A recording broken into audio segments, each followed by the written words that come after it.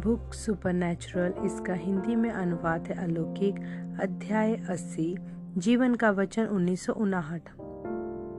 1959 के बसंत में शिकागो में एक और विश्वास द्वारा चंगाई सभा श्रृंखला करते हुए विलियम ब्रनम की सेवकाई फिर से बदल गई। एक रात हमेशा की तरह उन्होंने प्रार्थना पंक्ति को अपनी दाहिनी ओर बनवाया। 1, 2, 3 लोग उनके सामने पहुंचे। प्रत्येक उनके वरदान में से एक दर्शन को खींच रहा था और साथ ही साथ हर दर्शन के साथ उनकी कुछ ताकत भी। उस रात को उनके सामने खड़ी होने वाली चौथी व्यक्ति एक युवती थी जिसके कंधे तक लंबे काले बाल थे। वह एक भूरे रंग का कोट पहने हुए थी जिसके साथ मेल खाती भूरी स्कर्ट भी पहने थी और उसने गुलाबी कंबल में लपेटकर एक बच्चा थामा हुआ था। बिल ने सोचा, ऐसा लगता है कि मैं इस औरत को जानता हूँ। यह बड़ी जानी पहचानी लगती है। उस बच्चे के चेहरे का अध्ययन करके उसके अंदर धंस चुके गालों फिक्की सी खाल को देखकर ही वे बता सकते थे कि वह बहुत बीमार था। एक दर्शन ने और भी ज्यादा प्रकट कर दिया। उन्होंने इसकी माँ से कहा, तुम्हारी बेबी 6 महीने की है और इसका वजन केवल 3 पाउंड है। तुम उसे कुछ भी खिला पिला नहीं पाती हो। जो कुछ भी तुम उसे खिलाती हो वह वापस उगल जाता है। तुम उसे कई डॉक्टरों के पास ले जा चुकी हो पर उनमें से कोई भी उसकी सहायता नहीं कर सकता है। वह जानते ही नहीं कि क्या समस्या है। तुम जानती हो कि तुम्हारी बेबी मर रही है। तुम स्वीडन कॉन्वेंट चर्च के सदस्य हो और तुम्हारे पास्टर ने तुम्हें यह सलाह दी है कि तुम बच्ची को प्रार्थना करवाने के लिए मेरे पास लाओ। यह सच बात है, वह कपकपाते हुए होठों से फुसफुसाकर बोली। दर्शन में का दृश्य बदल गया। बिल ने उसी बच्ची को हंसते और खेलते देखा। वह बोला, बहन, प्रभु यूं फरमाते हैं, तुम्हारी बेबी चंगी हो चुकी। वह युवा माँ मंच पर से तसल्ली से रोती हुई लौट गई। बिल ने सोचा, इसके विषय में कुछ अजीब है। फिर उन्हें याद आ गया 4 साल पहले जब वह फिनिक्स एरिजोना के बाहर रेगिस्तान में प्रार्थना कर रहे थे, खुदा ने उनको ठीक इसी लम्हे को दर्शन में दिखाया था, यह कहते हुए, जब तुम इसे घटित होते हुए देखो तुम्हारी सेवकाई बदल जाएगी। यही वह स्त्री थी जिसने भूरे वस्त्र पहने हुए थे जिसे उन्होंने उस दर्शन में देखा था। यहाँ था उनका वह चिन्ह कि उन्हें और अभी अधिक सामर्थ्य मिलेगी ताकि वे बीमारों के लिए प्रार्थना कर सकें।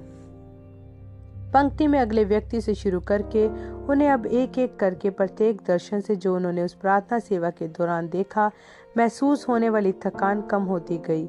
हालांकि वह कभी भी दर्शनों के आने के बहाव को नियंत्रित नहीं कर पाते थे, उन्होंने यह सीख लिया था कि स्वयं को किस तरह रखे कि दर्शनों के आने की संभावना बढ़ जाए। पहले तो वे अपने सुनने वालों से बातें करना शुरू कर देते थे जब तक कि उन्हें प्रभु के दूत की उपस्थिति ना महसूस होने लगे।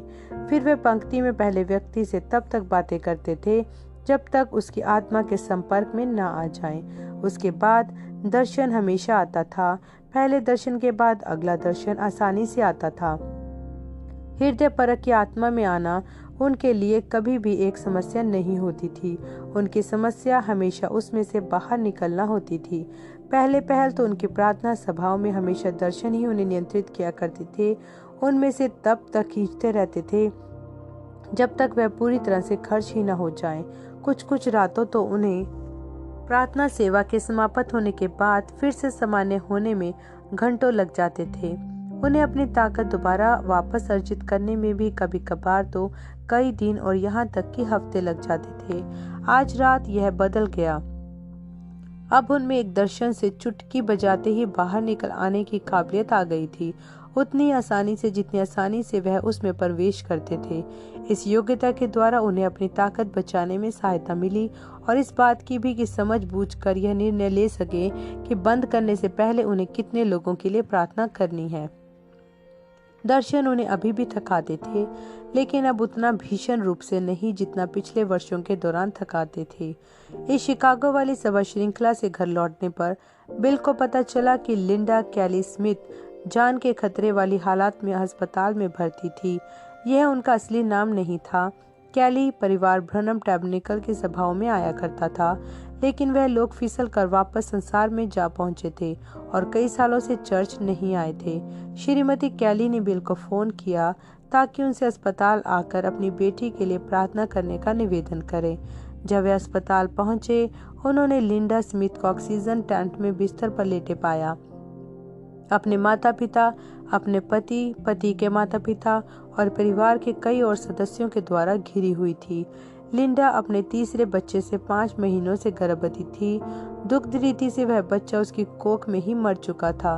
मामले को और खराब करने वाली बात यह थी कि उसके डॉक्टर ऑपरेशन के द्वारा उस बच्चे साफ नहीं कर सकते थे, क्योंकि लिंडा को यूरेमिया विकसित हो गया था, एक ऐसी हालत जिसमें उसका खून उन पदार्थों से दूषित होता जा रहा था जो सामान्यतः उनके पेशाब के माध्यम से साफ होकर बाहर निकल जाते थे। ऐसी हालत में किया गया ऑपरेशन निश्चित रूप से उसे मार डालता। फिर भी उस मरे हुए बच्चे को निकाला जाना जरूरी था, नहीं तो इससे माँ की जान को खतरा था। लिंडा की स्थिति निराशाजनक थी। बिल ने उसके ऑक्सीजन टैंक का पर्दा उठाकर बोला, लिंडा, ये भाई बिल हैं, क्या तुम मुझको याद कर सकती हो? उसकी आवाज़ बहुत क्षीण थी, लेकिन दिमाग एकदम स्पष्ट था। हाँ भाई बिल, आप मुझे याद हैं। क्या तुम समझ सकती हो कि तुम कितनी बीमार हो? हाँ, इसीलिए तो मैंने माँ से कहा था कि आपको बुला लें। लिंडा, तुम्हारे और प्रभु के बीच कैसा रिश्ता है? उसके माथे पर दुख भरी शिकन आ गई। भाई बिल, मैं जाने के लिए तैयार नहीं हूँ। उसके बिस्तर के किनारे घुटनों के बल झुककर और ऑक्सीजन टैंक के अंदर उसका हाथ पकड़कर बिल ने उसके लिए प्रार्थना की। लिंडा ने यीशु को बताया कि वह अपने पापों के लिए क्षमा याचती है और उनसे यह वायदा किया कि वह उन्हें प्यार करेगी और उस दिन से लेकर आगे को हमेशा उनकी सेवा करेगी। जब उसने पश्चाताप पूरा कर लिया, बिल ने प्रार्थना की कि खुदा उसे यीशु के नाम में चंगा कर दे। अगली सुबह जब डॉक्टर ने उसके खून की जांच की, वह यह देखकर अचंभित रह गए कि उसका यूरेमिया जा चुका था। उसकी हालत में ऐसे अनपेक्षित बदलाव से प्रोत्साहित होकर उसने अगले ही दिन के लिए ऑपरेशन रख दिया। यदि उसका खून 24 घंटों तक साफ बना रहे तो उसके डॉक्टर उस बच्चे को सुरक्षित रीति से निकाल सकते थे। जब लिंडा के परिवार ने इस अच्छी खबर को सुना तो उनमें से कई एक ने अपने पापों से पश्चाताप किया और खुदा से वायदा किया कि अब से लेकर अपने जीवन भर वे उसकी सेवा ही करेंगे। बिल ने गहराई तक आभार महसूस किया। उस रात को लिंडा सो नहीं सकी। लगभग मध्यरात्रि को उसने अपनी माँ से कहा, मैं अब बहुत खुश हूँ कि अब खुदा के साथ मेरा मेल हो चुका है। माँ, मैं घर जा रही हूँ। श्रीमती कैली ने अपनी बेटी की बाँह को थपथपाया। हाँ लिंडा, सुबह डॉक्टर बच्चे को निकाल देंगे। फिर कुछ ही दिनों में अपने पति और बच्चों के पास तुम घर जा सकोगी और फिर तुम खुदा के लिए जी सकोगी। नहीं माँ, आप समझी नहीं। मेरा मतलब है कि मैं अपने स्वर्गीय घर जा रही हूँ। यह मेरी पृथ्वी की यात्रा का अंत है। कुछ ही मिनटों के बाद लिंडा चुपचाप शांति से गुजर गई।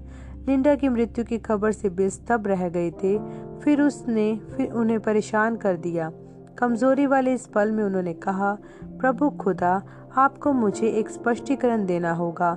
मेरे उसके लिए प्रार्थना करने के और फिर आपके उसका यूरेमिया चंगा करने के बाद और जब इस आश्चर्यक्रम के कारण उसके परिवार के कई लोग मसीह के पास वापस लौट आए और इसके बाद आपने उसका जीवन ले लिया, मुझे लगता है कि आपको मुझे एक स्पष्टीकरण देना चाहिए। जो स्पष्टीकरण वह चाहते थे वह फौरन ही नहीं आया। कुछ दिनों की नाराजगी के बाद बिल अपनी इस कठोर मांग को भूल गए, लेकिन खुदा नहीं भूले थे। 4 महीनों के बाद जब बिल मछली पकड़ रहे थे, उन्होंने एक दर्शन देखा जिसने उन्हें वजह दिखा दी। उन्होंने लिंडा और उसके परिवार को एक छोटी नदी किनारे पिकनिक मनाते हुए देखा।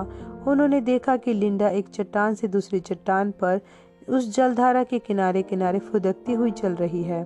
फिर उन्होंने देखा कि फिसल गई और पानी में जा गिरी। उन्होंने देखा कि उसके पैर नरकटों और कमल के डंठलों में फंस गए।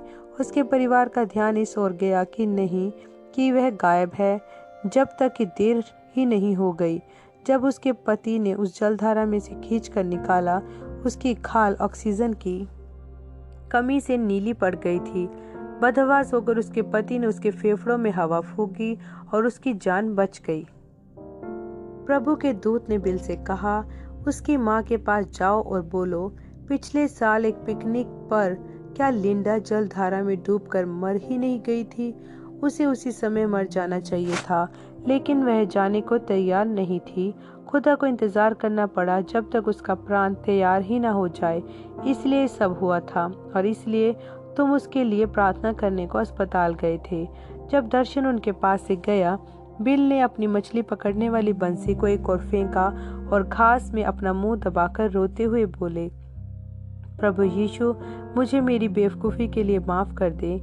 मुझे ऐसा कभी कहना ही नहीं चाहिए था कि आपको मुझे एक स्पष्टीकरण देना होगा। आपको कोई ज़रूरत नहीं है कि अपने बच्चों को कोई भी स्पष्टीकरण दे। हम तो हर चीज़ के लिए आपके एहसान तले हैं। जेफरसनविल लौटकर वह मार्केट स्ट्रीट पर सीधे कैली परिवार के घर जा पहुंचे और उनके दरवाजे पर खटखटाया। श्रीमती कैली ने दरवाज़ा खोला। भाई बिल, आप कैसे आ गए? बहन कैली, मैं आपसे कुछ पूछना चाहता हूँ। क्या लिंडा पिछले वर्ष पिकनिक पर लगभग मर ही नहीं गई थी? जी हाँ भाई बिल, वह एक जलधारा में गिर गई थी जब किसी की निगाह उस और नहीं थी। उसके पति ने उसे खींचकर बाहर निकाला था और संभवतः मुंह से सांस देने के द्वारा उसकी जान भी बचाई थी। आपको ये कैसे पता चला? प्रभु ने मुझे इसको एक दर्शन में दिखाया है।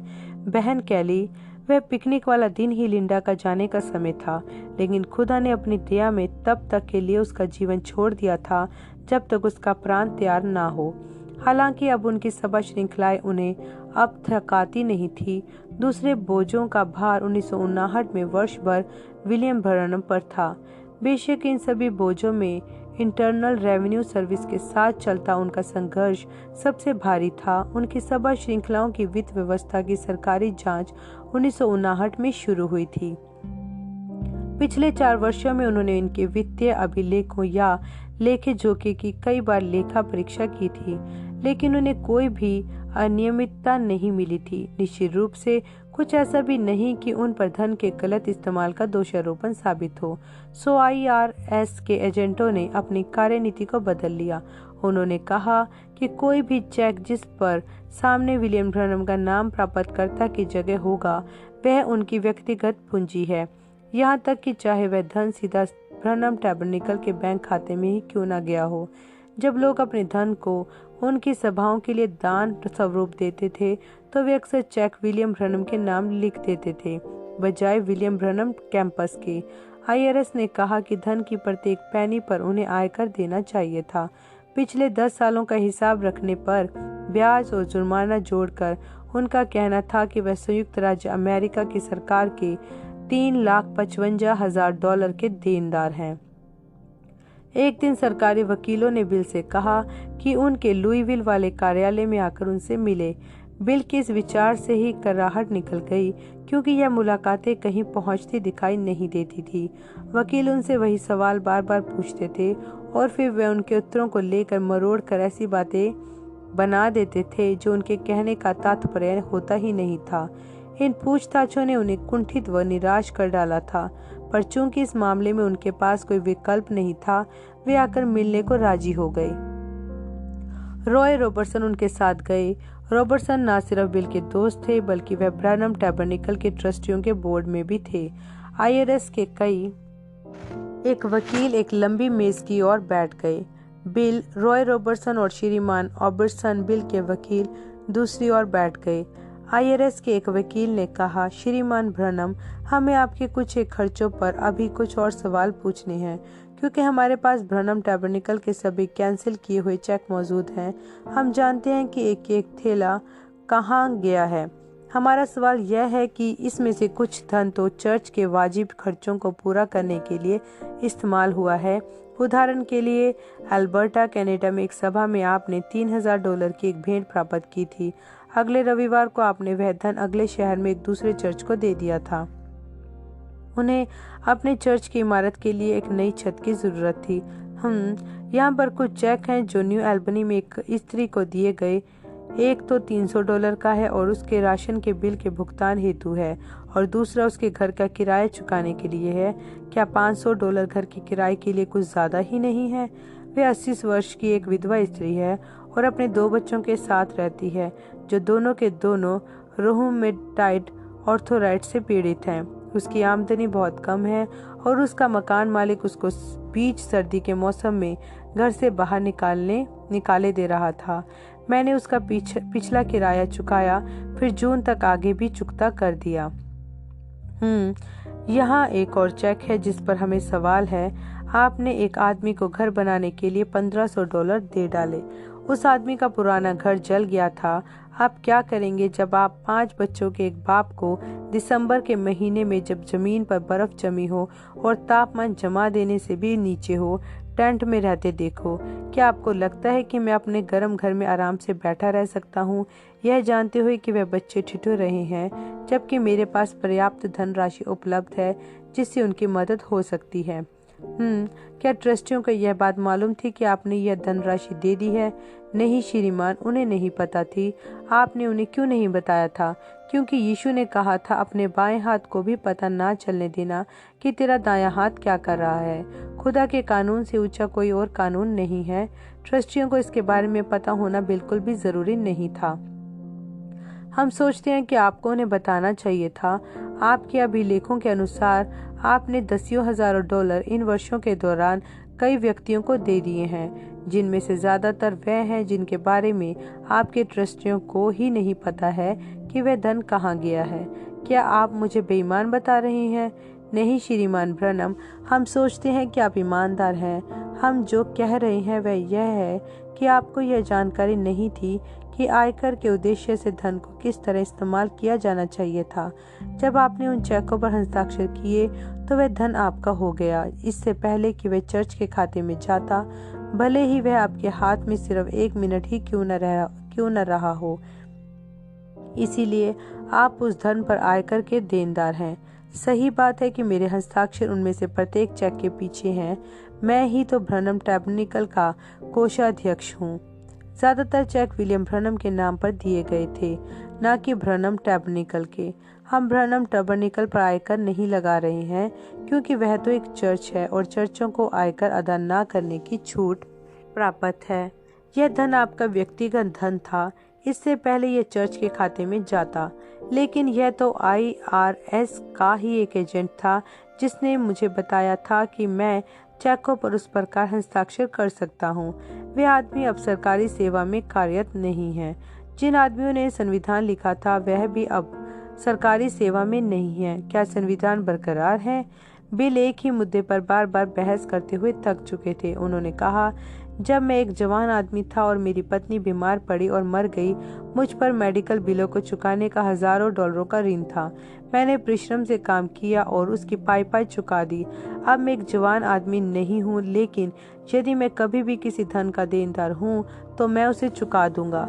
जिस चीज को सोचकर मुझे दुख होता है कि वह सारे लोग जिनको मैंने पैसे दिए थे उनको भी उस पर आयकर देना पड़ेगा, जैसे कि वह 80 साल की वर्ष की विधवा स्त्री।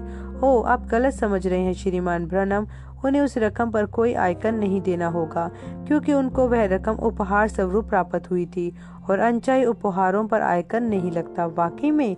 तब मैं भी सरकार का एक पैसे देने का देनदार नहीं हूँ, क्योंकि वह सारी रकम जो मैंने जमा की है वह अनचाहे उपहार स्वरूप ही तो आई थी। मैंने अपने जीवन में कभी दान नहीं लिए हैं। सरकारी वकीलों ने एक दूसरे की तरफ आश्चर्य के साथ देखा। एक ने पूछा, क्या आप इसे साबित कर सकते हैं श्रीमान ब्रनम? यदि आप चाहते हैं तो मैं 10 लाख लोगों से आपके कार्यालय में यह पत्र भिजवा सकता हूँ कि यह सत्य है। मैंने अपने जीवन भर कभी किसी से धन की मांग नहीं की है। प्रार्थना किए हुए जिन कपड़ों को हम बेचते हैं वे निःशुल्क होते हैं। यहाँ तक कि मैंने एक सभा प्रबंधकों को काम से बर्खास्त तक कर दिया, क्योंकि वह दान के लिए जोर डालना चाहते थे। जब भी कभी लोगों ने मेरी सभाओं के लिए धन दिया तो यह उन्होंने अपनी स्वेच्छा से दिया। इस जानकारी ने सरकारी वकीलों को बेचैन कर दिया। वे लोग कुछ मिनटों तक बड़ी उत्तेजना पूर्वक एक दूसरे के साथ फुसफुसाकर बात करने लगे और फिर उस दिन की सभा को समाप्त कर दिया। बिल उनके कार्यालय से यह महसूस करते हुए रवाना हुए कि वे जीत गए हैं, लेकिन उनके विरोध में सरकार द्वारा किया गया यह केस खत्म होने से अभी बहुत दूर था। जुलाई 1959 के अंतिम सप्ताह में IRS के वकीलों ने अपने कार्यालय में बिल से लगातार 5 दिनों तक पूछताछ की। शुक्रवार की सुबह के सवाल जवाब के स्तर के बाद बिल थके हुए घर लौट कर आए। उनका सिर उन्हीं सवालों के बार बार उत्तर देते देते चकरा गया था। लेखा परीक्षा के दबाव के कारण उन्हें घबराहट होने लगी थी और वे तंग भी हो गए थे, क्योंकि इस कारण वे सभाओं का कार्यक्रम नहीं बना पा रहे थे और चिंतित भी थे, क्योंकि उनका इंतजार करते इतने सारे लोग थे जो प्रार्थना चाहते थे और उन्हें उनके लिए प्रार्थना करने का कोई समय मिल ही नहीं रहा था। कम से कम इस दोपहर बाद वे कुछ बीमारों के लिए प्रार्थना निवेदनों का उत्तर दे सकते थे, क्योंकि IRS के वकीलों ने कहा था कि अब इस सप्ताह उन्हें इनसे जितनी पूछताछ करनी थी वह कर चुके थे। जिन लोगों के पास उन्हें जाना था उनकी सूची में सबसे ऊपर एक आदमी था जो मोटल में इंतजार कर रहा था, जो 400 मील दूर से गाड़ी चलाकर अपने बीमार बच्चे को जेफरसनविल लाया था। मीडा ने दोपहर के भोजन में उनके लिए एक सैंडविच तैयार कर दिया। आज सुबह वहां पर सब कैसा रहा, उन्होंने पूछा। प्रिय, जिस तरह वे वकील मुझसे सवाल पूछते हैं मेरा दिमाग चकरा जाता है। कुछ देर बाद मुझे ऐसा लगने लगता है जैसे मेरा सिर निकलकर गिर ही जाएगा। वह खाना खाने को बैठे ही थे जब फोन की घंटी बज उठी। मीडा ने उसका उत्तर दिया, फिर अपना हाथ फोन पर रखा और फुसफुसाकर बोली, बिली, यह आपका वकील है। वे कह रहे हैं कि IRS के वकील दोपहर बाद फिर आपसे बात करना चाहते हैं। और नहीं, मैं एक और दोपहर उस सब कुछ में झेल नहीं सकता हूँ। उसे बता दो कि मैं इस वक्त घर में नहीं हूँ। वह मेज से उठे और पिछवाड़े बाहर निकलकर चले गए। मीडा ने बुटकुटियां तानी, लेकिन उन्होंने वही किया जो उनके पति ने उनसे करने को कहा था। जब उन्होंने फोन रखा, बिल घर में वापस आ गए, मेज पर बैठ गए और अपने लिए गिलास में संतरे का जूस निकाला। मीडा ने पूछा, क्या यह बात पूरी तरह से सही थी? बिल्कुल, वे तर्क देने लगे। मैं अंदर नहीं था जब तुमने यह बोला, लेकिन आप यहीं पर थे जब वह फोन आया था। प्रिय, उसके बारे में बस भूल जाओ, सब ठीक है। अंदर गहराई में वे जानते थे कि वह सही नहीं था। दोपहर का भोजन खाकर वे गाड़ी से उस मोटल पहुंचे जहां वे आदमी अपने बीमार बच्चे के साथ इंतजार कर रहा था। जब वे बच्चे के लिए प्रार्थना करने जा ही रहे थे, अपराध बोध की एक टीस सी उनके दिल में आ लगी। उन्होंने सोचा, मैं एक ढोंगी हूँ। मैं इस बच्चे के लिए प्रार्थना कैसे कर सकता हूँ, जबकि अभी मैं खुद एक झूठ बोलकर और अपनी पत्नी से झूठ बुलवा कर आया हूँ। उन्होंने कहा, श्रीमान, मैं आपके बच्चे के लिए इस समय प्रार्थना करने के लायक नहीं हूँ। मैंने कुछ गलत किया है और मेरा हृदय मुझे दोषी ठहरा रहा है।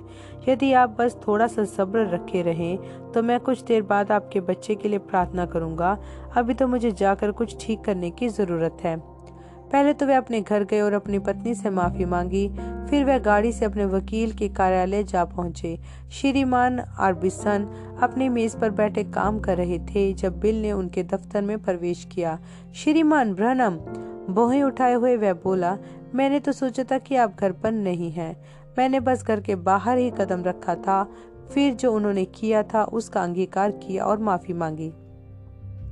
श्रीमान आर्बिसन अपनी मेज के पीछे से घूमकर सामने आए और बिल से हाथ मिलाया। श्रीमान ब्रनम, मुझे हमेशा आप पे भरोसा रहा है, लेकिन अब पहले से कहीं ज्यादा है। बिल को थोड़ा बेहतर महसूस हुआ, लेकिन उनके पास माफी मांगने के लिए एक और बात थी। शनिवार की सुबह वे गाड़ी से टनल मिल के इलाके में पहुंचे और जंगल में पैदल चलते हुए अपनी उस गुप्त गुफा पहुंचे। वह सुबह 7 बजे से लेकर दोपहर बाद देर तक दुआ करते रहे, पुकार कर खुदा से पश्चाताप करते रहे। जब सूरज अपना अर्ध गोलाकार पथ पूरा कर रहा था, वे अपनी गुफा से बाहर निकल कर आए और एक बड़ी चट्टान के ऊपर चढ़ गए, जहां से वे परछाइयों को वादी में लंबा होते हुए देख सकते थे। जंगल में सन्नाटा था और हवा में नमी, बिना किसी हवा के जो झड़ने वाली पत्ती उनके पास पास हिलती।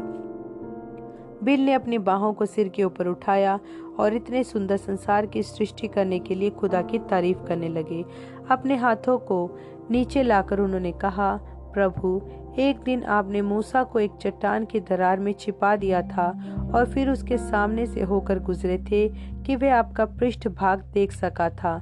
यदि आपने मुझे मेरा पाप क्षमा कर दिया है तो क्या आप मेरे पास से होकर भी गुजरेंगे, ताकि मैं यह जान सकूं कि मेरा अधर्म दूर हो गया है और मैं आपके बीमार बच्चे के लिए प्रार्थना कर सकूं। जैसे ही उन्होंने प्रार्थना समाप्त की, एक भवंडर पास की एक झाड़ी में चलने और खड़खड़ाने लगा और घूमते हुए पगडंडी पर चलता हुआ उसी चट्टान की ओर बढ़ने लगा जिस पर वह खड़े हुए थे। उसने उन्हें पर्याप्त जोर से थपेड़ा मारा कि उन्हें अपनी टोपी पकड़नी पड़ी और आंखें बंद करनी पड़ी जबकि वह गुजर ही न गया। बिल ने दोबारा अपने हाथों को उठाया और कहा, प्रभु, अपने पूरे हृदय से मैं आपसे प्यार करता हूँ।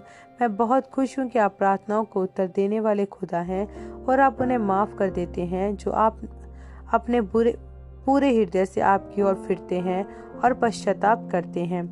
अब जबकि उनका विश्वास लौट आया था, बिल उसी पगडंडी पर चल निकले जिसने उन्हें उनकी कार तक पहुंचा दिया और वह कार उन्हें राजमार्ग पर आगे बढ़ा ले चली और वह राजमार्ग उन्हें जेफरसनविल इंडियाना के उस मोटल तक ले आया जहां पर उन्होंने उस अजनबी पीड़ित बच्चे के लिए विश्वास के साथ प्रार्थना की।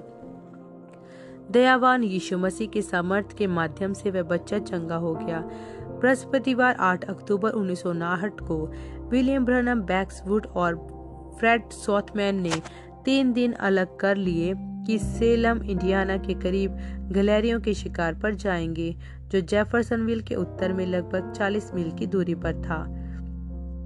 प्रत्येक सुबह वे 4 बजे उठ जाते थे ताकि पों फटने के समय तक वह जंगल में पहुंच सकें। कुछ नींद भरी गिलहरियों को अचानक पहुंचकर अचंभित कर दें जब वह सुबह के भोजन को ढूंढने के लिए निकले। वह सफल नहीं हो सके। मौसम लगभग बीत चुका था और शिकारियों की बहुतायत के कारण गिलहरियों की संख्या काफी ज्यादा घट गई थी। 2 दिन तक ढूंढने के बाद तीनों पुरुषों को एक भी गिलहरी नहीं मिली जो उनके प्रयासों को साबित कर पाती। शनिवार के भोर के समय बिल, फ्रेड और बैक्स को जंगल के एक हिस्से में छोड़कर गाड़ी से आगे को जंगल के एक दूसरे हिस्से की ओर चले गए। वह गिलहरियों के शिकार के लिए एक अच्छा दिन नहीं था। बर्फ, हवा और गंभीरता ने पेड़ों को पत्तियों से रहित कर दिया था और जमीन पर करकराती पत्तियों की एक परत बिछा दी थी। इस कठिनाई के अलावा ठंडी हवा ने संभवतः ज्यादातर गिलहरियों को अपने घोंसलों में ही घुसाए रखा हुआ था। बिल बगैर एक भी झबरी लाल पूंछ को देखे हुए कई घंटों तक जंगलों में दबे पांव चलते रहे। वह एक पहाड़ी पर नीचे बहती जलधारा तक चलते हुए पहुंचे और फिर दूसरी ओर की पहाड़ी पर चढ़ते चले गए। जल्दी ही वह पहाड़ी के किनारे पर पहुंच गए जहां सामने एक खेत में कई सारे किसान मक्का की कटनी कर रहे थे। पहाड़ी की इस ढाल पर गुलर और कैरोव के पेड़ भरे हुए थे। इन जंगलों में अपने लड़कपन के दिनों से शिकार खेलते आए होने के कारण वह जानते थे कि गिलहरियां लोकस्ट के पेड़ों से उनकी कांटेदार डालियों के कारण दूर ही रहती थी और गुल्लर उन्हें पसंद नहीं होते थे क्योंकि उन पेड़ों के बटन बाल जैसे बीजों की वजह से जिसे वह खा नहीं सकती थी। उनके पसंद बीज वृक्ष, अखरोट और बांज वृक्ष होते थे। कुछ एक अखरोट के वृक्ष ही थे जो यहाँ वहाँ उस डाल पर लगे हुए थे, लेकिन इन पर पत्तियां और अखरोट नहीं थे। कुछ ही ऐसे नहीं जो एक गिलहरी को आकर्षित कर सके। जबकि बिल जानते थे कि वहां पर गोली मारने के लिए कुछ भी नहीं मिलेगा। वे थके हुए थे और उन्हें आराम की जरूरत थी, सो वह 2 गुलर पेड़ों के बीच जमीन पर ही लेट गए ताकि उन पर हवा ना लगे और सूरज की धूप कुछ गर्मी दे सके। एक पेड़ उन्हें एक दिशा सूचक की याद दिला रहा था क्योंकि उसकी 4 मुख्य शाखाएं थी जो उत्तर, दक्षिण, पूरब और पश्चिम की ओर थी। इस दिशा सूचक सरी के वृक्ष के तने से पीठ टिकाकर वह एक झपकी मारने की सोचने लगे, पर फिर न सोने का निर्णय किया। सुबह के 9:30 बज चुके थे और 1 घंटे बाद ही उन्हें अपने शिकारी साथियों को लेना था। यदि वे सो जाते तो हो सकता है कि समय पर ना जाग पाते। जबकि वे किसानों को काम करते हुए देख रहे थे, वह वचन के उस लेख के बारे में सोचने लगे जो पिछले 2 वर्षों से बार बार उनके मन में कौंध जाता रहा था। यीशु ने कहा, जो कोई इस पहाड़ से कहे हट जा और समुद्र में जा पड़ और अपने मन में संदेह ना करे वरन विश्वास करे कि जो वह कहता है वह पूरा हो जाएगा, तो जो उसने बोला वह मिल जाएगा। वचन के इस लेख ने उन्हें पशु पेश में डाल दिया था। आखिर क्यों? यीशु ने उसी तरह से उन्हीं शब्दों को बोला था। यीशु ने यह नहीं बोला था, यदि मैं इस पहाड़ से कहूँ हट जा। यीशु ने तो बोला, यदि तुम इस पहाड़ से कहो। वहाँ तो कोई प्रार्थना तक शामिल नहीं थी। ऐसा हो कैसे सकता है? बिल आश्चर्य करने लगे कि यह क्या कोई ऐसा अकेला वायदा है जो उन्होंने बलिदान चढ़ाए जाने से पहले सिर्फ अपने चेलों को दिया था। जहां तक मैं जानता हूं, बिल ने सोचा, कलीसिया के लिए सामर्थ पाने के सारे वायदे तो तब उपलब्ध हुए जब यीशु ने प्रायश्चित को क्रूस पर चढ़ाकर मेल मिलाप किया, और वह तब लागू किए गए जब उन्होंने पेंतिकुस्त के दिन कलीसिया को अपना आत्मा दिया। सो यदि मुझसे मरकुस 11:23 पर कभी कोई सवाल पूछा गया तो मैं यही कहूंगा कि यीशु ने अपने चेलों को प्रायश्चित के बलिदान के चढ़ाए जाने से पहले यह सामर्थ दी थी, ठीक जिस तरह से उन्होंने अपने नबियों को खास शक्तियां प्रायश्चित के बलिदान से पहले प्रदान की थी। कहीं उनके ऊपर डालियों में से एक आवाज ने कहा, क्या तुम्हें लगता है कि वे नबी लोग थे जब भविष्य की बातों को जानकर बताया गया था? क्या तुम्ही ने यह प्रचार नहीं किया था कि नबी लोग पवित्र आत्मा से इस हद तक अभिषेकित थे कि यह वह नहीं होते थे जो बोल रहे होते थे, वह तो खुदा होते थे जो उनमें से बोला करते थे। बिल ने सोचा, हाँ प्रभु, यह बात तो सही है। आवाज जारी रही, वह भी प्रायश्चित में शामिल था।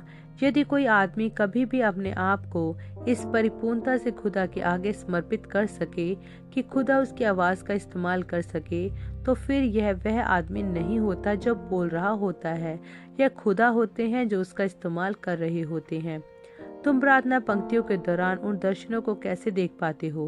क्या तुम्हें लगता है कि यह तुम्हारी समझ बुद्धि है जो लोगों को उनका इतिहास और आगे क्या होने वाला है बता देती है? क्या तुम्हें लगता है कि यह तुम्हारी समझ बुद्धि है जो तुम्हें अंतर्दृष्टि देती है जब तुम प्रचार करते हो? तुम्हें क्या लगता है कि असल में क्या हो रहा होता है जब एक मसीही अन्य भाषाओं में बोले और उस दूसरा उसका अनुवाद दे? अब समझा, बिल ने जोर से बोला।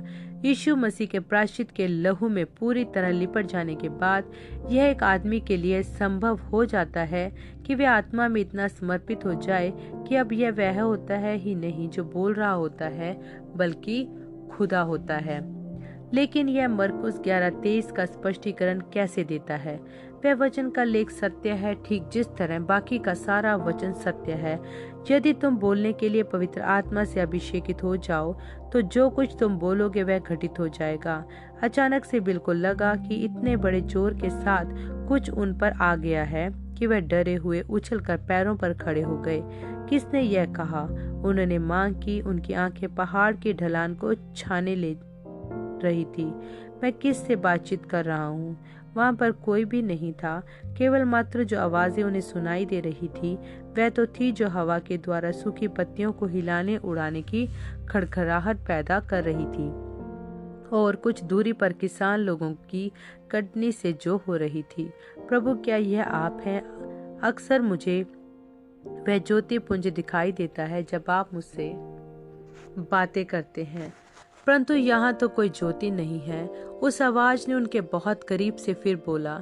बिल इसे उन किसानों की आवाज से कहीं बेहतर रीति से सुन पाए थे जो मक्के के खेत में काम कर रहे थे। आवाज ने आज्ञा दी, तुम्हें क्या चाहिए बोलो और वह तुम्हें दे दिया जाएगा। उन्होंने सोचा, ये क्या हो रहा है? क्या मैं अपना दिमाग खो बैठा हूँ? मैं पागल नहीं होना चाहता कि फिर कहीं ऐसी हालत में पहुंच जाऊं कि वापस ही ना आ सकूं। उन्होंने अपनी उंगली को तब तक काटा जब तक दर्द ही महसूस नहीं होने लगा। मैं सो नहीं रहा हूँ, सो यह कोई सपना नहीं है, यह तो दर्शन जैसा भी नहीं लगता है। अक्सर जब अभिषेक इतनी गहराई तक आ जाए तो एक दर्शन शुरू हो जाता है।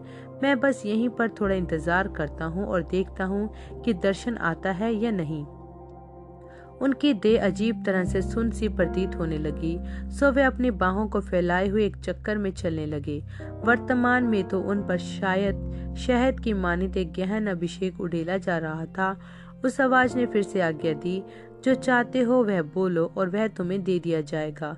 कांपते हुए बिल ने पूछा, प्रभु, क्या यही वह बदलाव है मेरी सेवकाई में जिसके विषय में आप मुझे बता रहे थे कि आएगा? क्या यह उस छोटे से घर से किसी तरह जुड़ा हुआ है जो उस तंबू के अंदर था जिसे आपने मुझको कुछ वर्ष पहले दर्शन में दिखाया था? आवाज ने उत्तर दिया, मैं उन चीजों की पुष्टि कर रहा हूँ जो मैं करूँगा। बोलो तुम्हें क्या चाहिए और यह तुम्हारे लिए हो जाएगा। यहाँ पर कोई बीमार लोग नहीं है, मैं क्या मांगूं?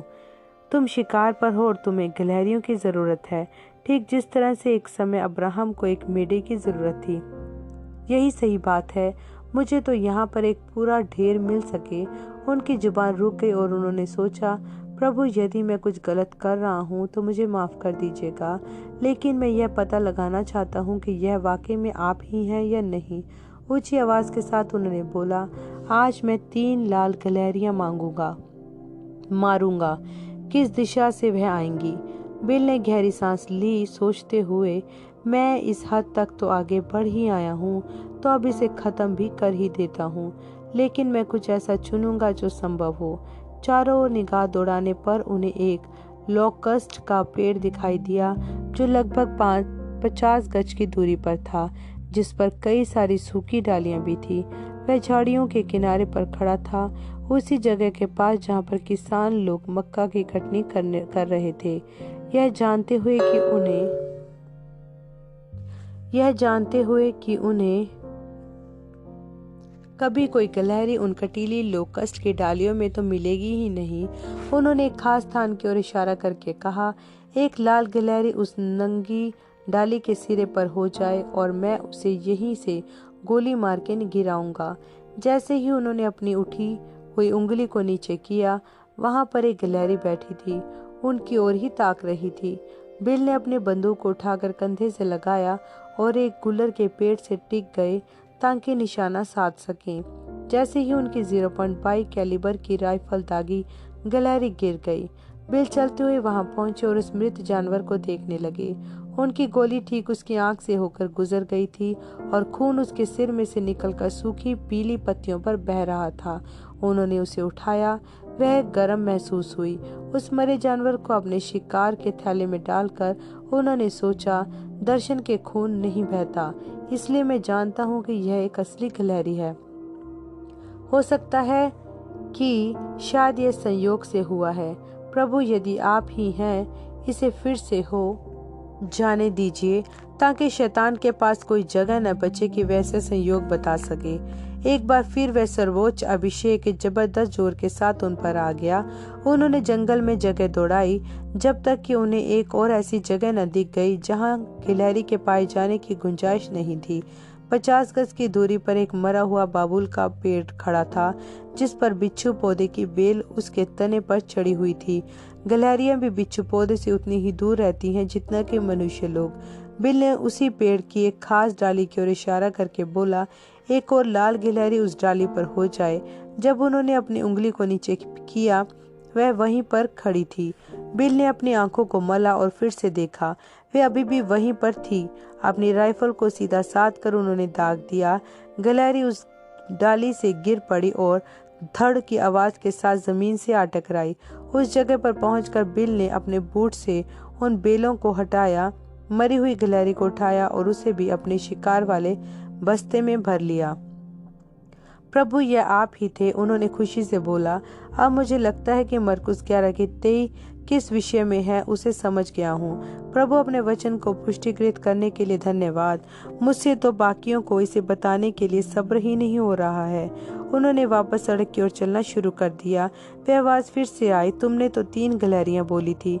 बिल रुक गए। यह सही बात थी, उन्होंने 3 ही बोली थी। वे अगली गिलहरी के लिए चारों तरफ ढूंढने लगे। उन्होंने सोचा, इस बार मैं इसे वास्तव में पूरी तरह से अविश्वसनीय बनाऊंगा। मक्के के खेत के किनारे पर एक ठूठ था। धूप से उसका रंग उड़कर सफेद हो गया था, जिसमें एक चिकनी डाली अभी भी बची हुई थी। बिल ने कहा, एक लाल गिलहरी इस झाड़ी से निकल कर आएगी, दौड़ती हुई उस ठूठ पर जाएगी, उस डाली पर चढ़ जाएगी और फिर उस तरफ उस किसान की ओर देखेगी। कुछ नहीं हुआ। वे 10 मिनट तक इंतजार करते रहे और तब भी कोई गिलहरी प्रकट नहीं हुई। अब 10:30 बजने वाला था। वह खड़े हुए और अंगड़ाई ली। पिता, आपने कहा है कि 2 या 3 मुंह की गवाही के द्वारा प्रत्येक वचन स्थापित होगा। मेरे पास यहाँ पर 2 गवाहियाँ मेरे बस्ते में है, तो मैं संतुष्ट हूँ। धन्यवाद प्रभु इन 2 गिलहरियों के लिए। अब मुझे जाकर बैक्सफोर्ड से मिलना है। अपने शिकार वाले बस्ते को छाल कर कंधे पर रखकर उन्होंने सड़क की ओर कुछ कदम ही बढ़ाए थे, लेकिन तुम तो इसे बोल चुके हो, आवाज ने उन्हें याद दिलाया। वचन कहता है कि यदि तुम अपने हृदय में संदेह ना करो बल्कि विश्वास करो कि वह चीजें जो तुमने बोली हैं वह हो जाएंगी, तो वह हो जाएंगी। क्या तुम संदेह कर रहे हो? बिल पीछे पलटे। नहीं प्रभु, मैं आपके वचन पर संदेह नहीं कर रहा हूँ। उसी पल एक गिलहरी बबूल की झाड़ी में से दौड़ती हुई निकली, मक्के के खेत में दौड़ गई, ठूठ पर फुर्ती से चढ़कर इस इकलौती डाली पर पहुंच गई जहां पर वह रुक गई और किसानों की ओर देखने लगी। बिल ने अपनी राइफल को कंधे पर लगाया, दूरबीन से निशाना साधा और घोड़ा दबा दिया। गोली सीधे गिलहरी के सिर में लगी। जब वे उसे भी अपने बस्ते में डाल रहे थे, उन्होंने एक और आवाज को अपने सिर के अंदर फुसफुसाते हुए सुना, तुम्हें मालूम जंगल तो इस समय गिलहरियों से भरा पड़ा है। यह सब कुछ महज एक संयोग था। बिल ने उत्तर दिया, शैतान, हम उसे भी देखेंगे। वापस पहाड़ पर ऊपर के उन 2 गुल्लर के पेड़ों के पास पहुंचकर बिल देखने के लिए वहां नीचे बैठ गए। उन्होंने वहां से रवाना होने से पहले दोपहर तक इंतजार किया और फिर अपने साथियों को लिया। उस सारे समय में उन्हें किसी दूसरी गिलहरी का बाल तक नहीं दिखा, ना ही उन्हें किसी गिलहरी के बोलने की आवाज तक सुनाई दी। हालांकि इंडियाना में गिलहरियों के शिकार का मौसम 13 अक्टूबर 1959 को बंद हो गया था।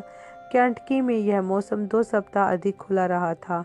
नवंबर के पहले सप्ताह में विलियम ब्रनम, बैक्स वुड और टोनी जेबल गाड़ी चलाकर एल्कहार्न सिटी, केंटकी गए ताकि चार्ली कॉक्स के साथ कुछ दिन शिकार पर बिताएं, जो कि बैक्स वुड की पत्नी के भाई थे।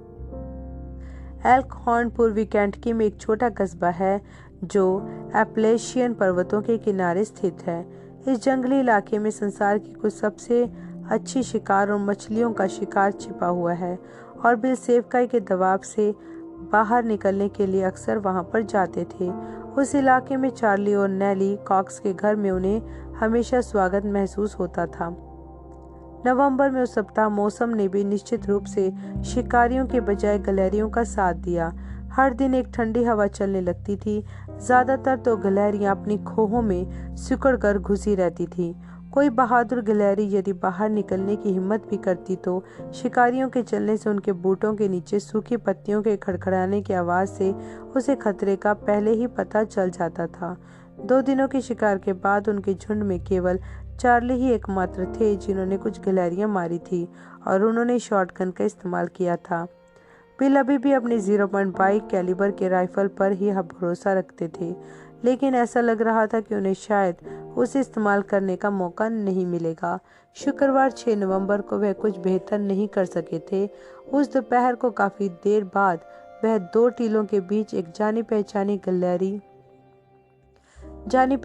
गहरी खाई नुमा जगह पहुंचे।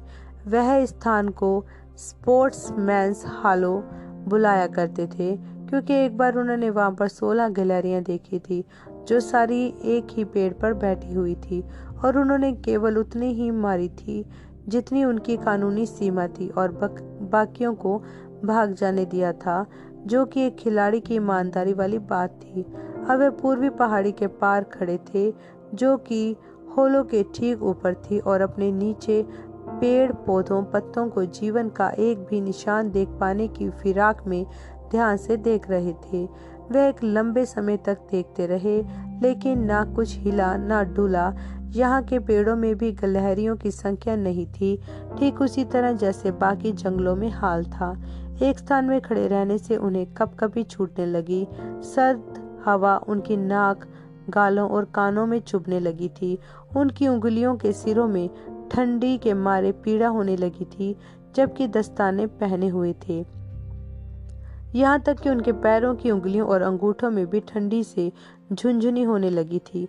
उन्होंने निर्णय लिया कि उन्होंने एक दिन के लिए पर्याप्त शिकार कर लिया है। वे कल फिर से प्रयास करेंगे। वापस जाने के लिए पलटकर 1 या 2 कदम ही उन्होंने लिए थे कि उन्होंने एक गहरी आवाज को सुना, जैसे कि सिंह का घुरघुराना होता है। उस आवाज ने कहा, आज तुम्हें कितनी गिलहरियां चाहिए? अपनी ठोड़ी को सहलाते हुए बिल ने मजे से कहा, चार्ली, वह 3 गिलहरियां मुझे ही दे देगा जो उसने मारी हैं और 6 गिलहरियों से मेरे परिवार में एक समय का भोजन हो जाएगा। सो यदि मुझे बस 3 और मिल जाएं। अचानक से उस अलौकिक अभिषेक का थपेड़ा उनसे जैसे जोर से आ टकराया कि स्वयं को गिरने से बचाने के लिए उन्हें एक पेड़ से टिकना पड़ा। उसी आवाज ने ऐसे अधिकार के साथ बोला, बोलो जो तुम्हें चाहिए, संदेह ना करो और तुम्हें वह मिल जाएगा जो तुमने बोला। बिल ने कहा, मुझे ऐसी 3 गिलहरियां मिल जाएंगी। वे कहाँ से आएंगी? एक पश्चिम से आएगी, एक दक्षिण से और एक उत्तर से आएगी। वे ध्यान से जंगलों को देखने लगे। कुछ ही मिनटों के बाद उन्हें कुछ चलता हुआ दिखाई दिया। हॉलो की दूसरी पार एक ऊंचे से हिस्से के ऊपर अपनी राइफल को कंधे पर साध कर उन्होंने अपनी दूरबीन से एक स्लेटी रंग की गिलहरी को देख लिया। वे कम से कम 90 गज की दूरी पर थी। यह एक ज्यादा लंबी दूरी का निशाना था, एक ऐसे आदमी के लिए जिसके बंदूक की दूरबीन 50 गज के लिए ही ठीक थी। बिल ने अपनी नाल को निशाने के थोड़े से ऊपर स्थापित किया ताकि दूरी के प्रभाव को पाट सके। जब उन्होंने घोड़ा दबाया तो गिलहरी मरकर गिर गई। यह थी पहली। मुझे दक्षिण की ओर चेहरा कर लेना चाहिए क्योंकि अगली वहीं से आएगी।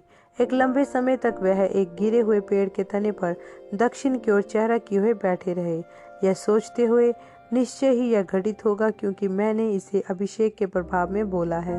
यदि वह पवित्र आत्मा था जो मुझसे बात कर रहा था, तब फिर उसे ठीक है वैसे ही पूरा होना होगा जैसा कि उसे बोला गया था। लगभग 15 मिनट बाद उन्होंने देखा कि वहां पर बैठे थे। वहां से ठीक दक्षिण में गिलहरी फुदक कर दौड़ती हुई आई और एक बीच वृक्ष के तले के चारों तरफ चक्कर लगाना शुरू कर दिया। वह एक आसान निशाना था, लगभग 50 गज का। उनकी गोली सीधे उस गिलहरी की एक आंख में लगी। उनकी राइफल की आवाज से एक और गिलहरी ठीक उसी दिशा में एक झाड़ी में से निकली और दौड़ती हुई पहाड़ की ढलान पर दौड़ी। बिल से लगभग 40 गज की दूरी पर दक्षिण पश्चिम में एक लट्ठे के सामने रुक गई। यह रही वह तीसरी भी। उन्होंने सोचा, अपनी राइफल की नाल को मात्र 45 डिग्री घुमाकर, जब तक कि वह दक्षिण पश्चिम की ओर सीधे नहीं हो गई।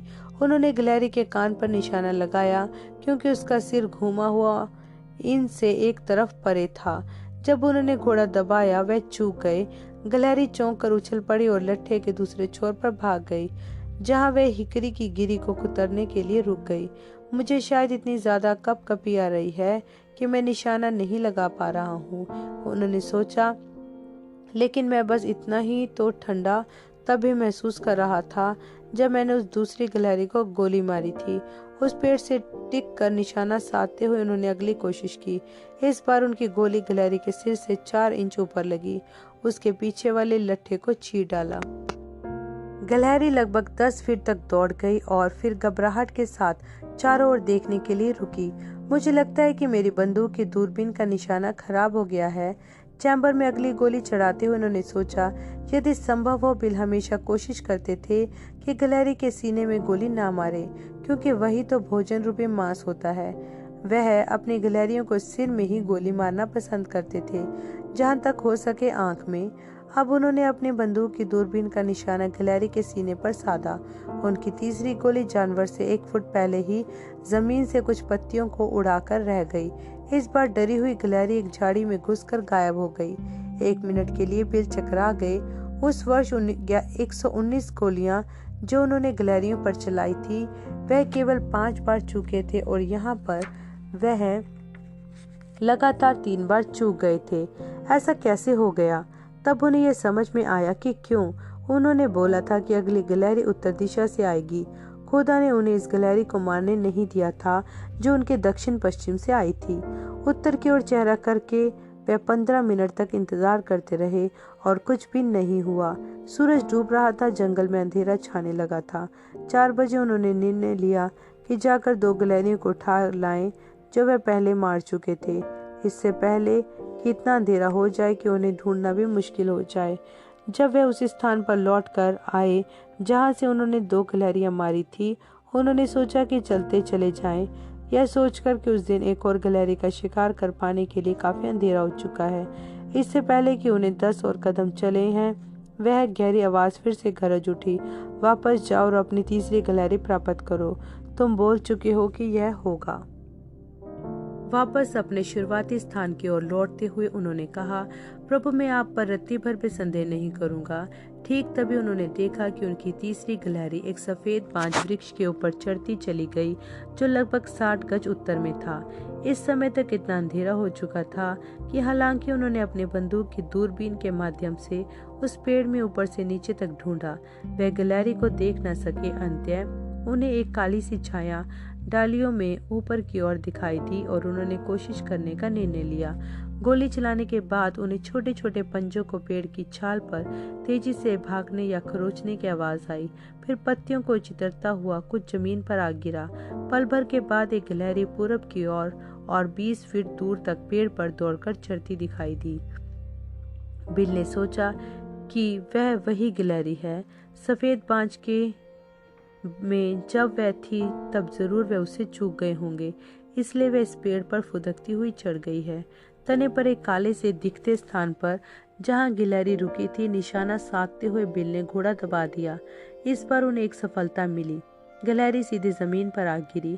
निश्चित होने के लिए बिल ने सफेद बांज वृक्ष की तलहटी में पहले देखा। वहां पर उनकी तीसरी गिलहरी पड़ी हुई थी, ठीक उत्तर दिशा में, उस स्थान में जहां से खड़े होकर उन्होंने बोला था कि वह घटित होगा। यह तो अद्भुत है, उन्होंने सोचा। मैंने 3 गिलहरियां मांगी थी और प्रभु ने एक अच्छी गिनती बनाने के लिए मुझे एक और दे दी है। लेकिन जब वे चौथी गिलहरी को उठाने के लिए पहुंचे तब वे वहां पर नहीं थी। यह तो अजीब बात है। मैं जानता हूं कि मैंने उसे मार गिराया था। उन्होंने इसे सब जगह पर ढूंढा, चारों तरफ सूखी पत्तियों में, लेकिन पा नहीं पाए। फिर उन्हें पेड़ की तलहटी में जड़ों के बीच एक छेद दिखाई दिया। उनका हाथ उस सकरे छिद्र में प्रवेश नहीं कर सकता था, सो उन्होंने उस छिद्र में एक लकड़ी घुसाई। उन्हें उसके अंदर कुछ ढीला सा प्रतीत तो हुआ, परंतु वे उस लकड़ी से उसे बाहर निकाल नहीं सके। यह वही गिलहरी है, ठीक बात है।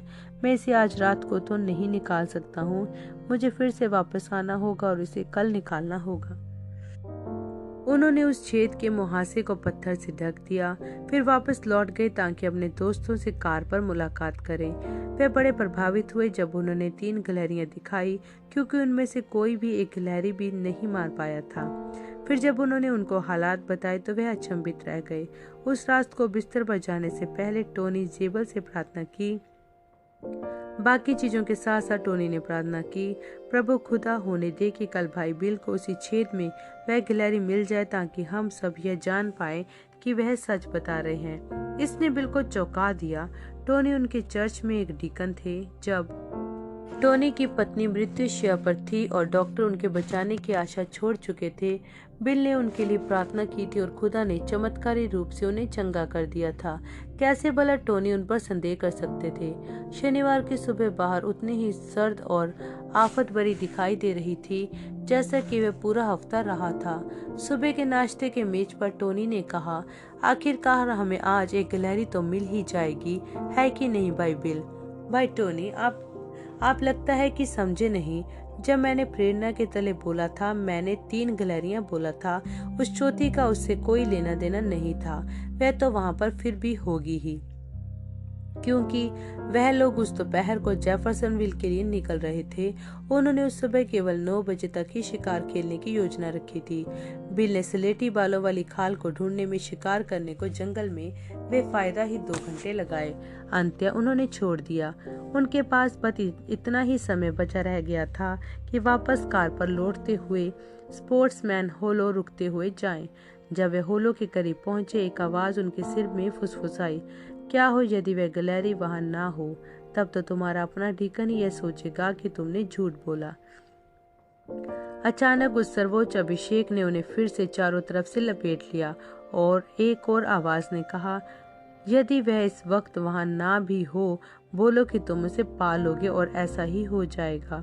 बिल ने कहा, प्रभु मरकुस 11:23 आपका वचन है, सो मैं आपको आपके वचन पर ले रहा हूँ।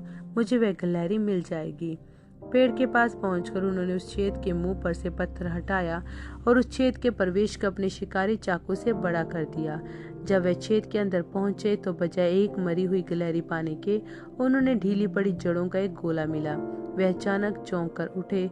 ओ मेरे, हमें तो 9 बजे वापस मिलना था और मैं यहाँ पर बगैर गिलहरी के हूँ। टोनी क्या सोचेगा? बाकी सब लोग क्या सोचेंगे। उन्होंने पेड़ के चारों ओर मृत पत्तियों के बीच फिर ढूंढा, पर उन्हें कुछ न मिला। 1 मिनट रुको जरा, उन्होंने सोचा। जब मैंने बोला था कि मुझे वह चौथी गिलहरी भी मिल जाएगी, मैं उसी अभिषेक के तले था जो उन पहली 3 को लाई थी। यदि इसे मेरी नई सेवकाई की शुरुआत को पुष्टिकृत करना है, तो फिर उस चौथी गिलहरी को भी यहीं कहीं किसी जगह पर होना चाहिए। तो फिर वह कहाँ है? आवाज ने कहा, पेड़ की छाल के उस टुकड़े के नीचे देखो। बिल ने उस छाल के पटरे को लात मारकर एक और हटाया। उसके नीचे सिवाय पत्तियों के कुछ भी नहीं था। यहाँ पर कुछ अजीब है, उन्होंने सोचा। उस स्थान को पास से देखने पर उन्हें कुछ स्लेटी बाल दिखाई दिए जो कुछ भूरी पत्तियों के नीचे से उभरे हुए थे। उन्होंने गहरा खोदा, वहां उन्हें वह मिल गई। उनकी चौथी स्लेटी गिलहरी इंडियाना की 3 लाल गिलहरियों को भी गिनकर यह कुल मिलाकर 7 गिलहरियां थी। खुदा की संख्या पूर्तिकरण की। बुधवार की सुबह 11 नवंबर 1959 को विलियम ब्रनम, बैक्सवुड और डेविड वुड गाड़ी चलाकर राइट परिवार के फार्म पर पहुंचे ताकि चर्च के लिए थोड़ी प्रभु भोज वाली वाइन ले आएं। जॉर्ज और मूल राइट इस वाइन को उन अंगूरों से बनाया करते थे जो वे अपने बगीचे में उगाते थे। बिल को यह विचार अच्छा लगा था कि जिस वाइन को उनकी कलीसिया प्रभु भोज में पीती थी, वे उन लोगों के द्वारा बनाई गई थी जो पवित्र आत्मा से भरे हुए थे।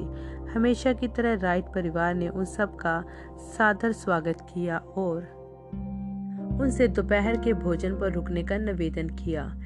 एडिथ, जॉर्ज व मूल राइट की बेटी ने बिल से 1 या 2 खरगोश मार लाने को कहा ताकि उसकी मां खरगोश की तरकारी बना सके।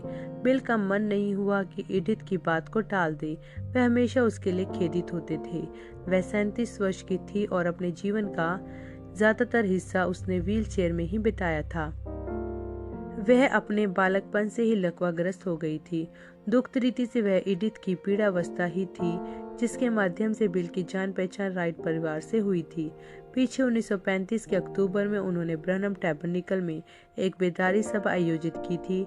जब जॉर्ज राइट ने इस बेदारी के बारे में सुना तो अपनी अपाहिज बेटी को प्रार्थना के लिए चर्च ले आए। एडिथ कई वर्षों से भयानक दर्द झेला करती थी। पहली बार जब बिल ने उसके लिए प्रार्थना की तो वह अपने लकवे से चंगी नहीं हुई थी, लेकिन दर्द चला गया था और फिर कभी लौटकर नहीं आया था। बिल ने खुदा की इस दया की बहुत सराहना की थी, फिर भी यह उन्हें हमेशा परेशान करता था कि एडिथ पूरी तरह से छुटकारा नहीं पाई थी, खास तौर से जब वह कई लोगों को चंगा होते हुए देख चुके थे जो उनसे भी कहीं ज्यादा बुरी हालत में थे। सालों साल से वह कई घंटे उपवास और प्रार्थना में लगा चुके थे कि खुदा एडिथ की चंगाई के लिए उन्हें कोई दर्शन दिखा दे, लेकिन दर्शन लाने का कोई तरीका नहीं था। केवल मात्र जो वे कर सकते थे वह यह कि मांग सकते थे, यह जानते हुए कि खुदा सर्वोच्च है और उनकी महान इच्छा और उद्देश्य अक्सर इंसान की समझने की कमजोर योग्यता से कहीं परे आयामों में छिपी होती है। शेल्बी, जॉर्ज राइट व मूल राइट का बेटा से बैक्स ने 0.22 कैलिबर की एक राइफल उधार ली। बिल तो स्वयं अपनी लाए थे और एक साथ बैक्स और बिल खरगोश का शिकार करने चल दिए। काले बादल जो नीचे ही थे उनसे इन्हें भीग जाने का खतरा महसूस हुआ, पर बारिश तब तक रुकी रही जब तक कि वह लोग अपना शिकार कर वापस न आ गए।